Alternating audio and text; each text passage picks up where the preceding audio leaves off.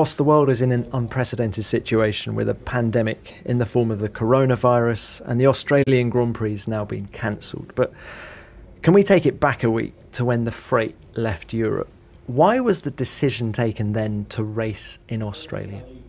Well, I think you have to go back even further because, sea freight's leaving for Australia 3 or 4 weeks before the race.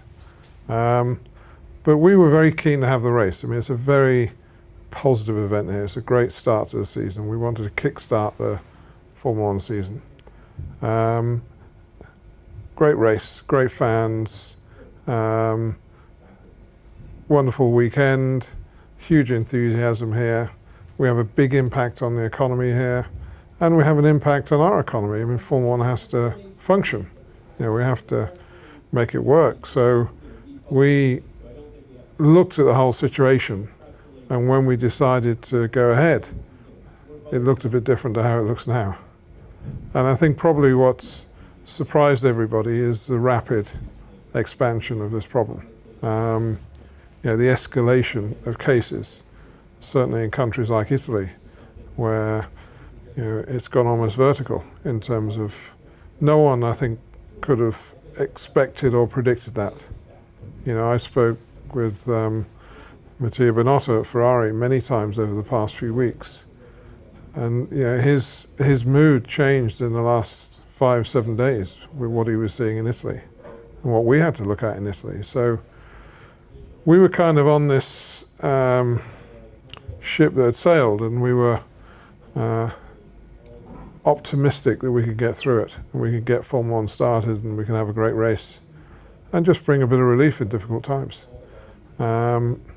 I think once we had the positive case here, and once one team couldn't race because of that, then clearly we had a problem we had to address. There was a 12-hour gap between McLaren announcing their withdrawal from the race. And why did it take so long for any communication to come out?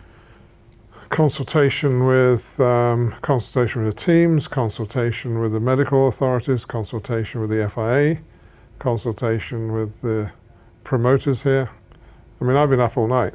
I think I had 1 hour sleep last night, 1 hour and a shower and back to the circuit.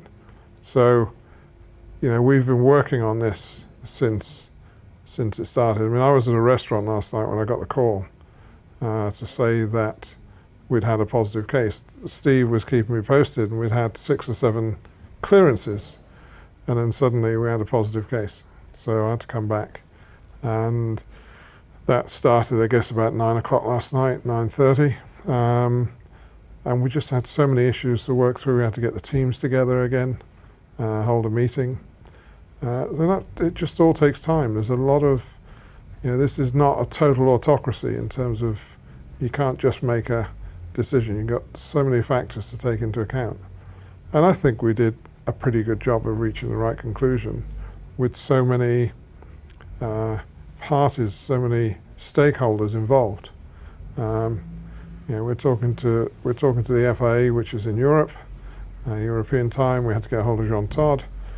Chase, unfortunately, was in the air. He was flying between Vietnam and here. So it was a pretty stressful period, and I think considering we dealt with everything in 12 hours for something that important was good. How much could you prepare for every eventuality prior to arriving in Australia?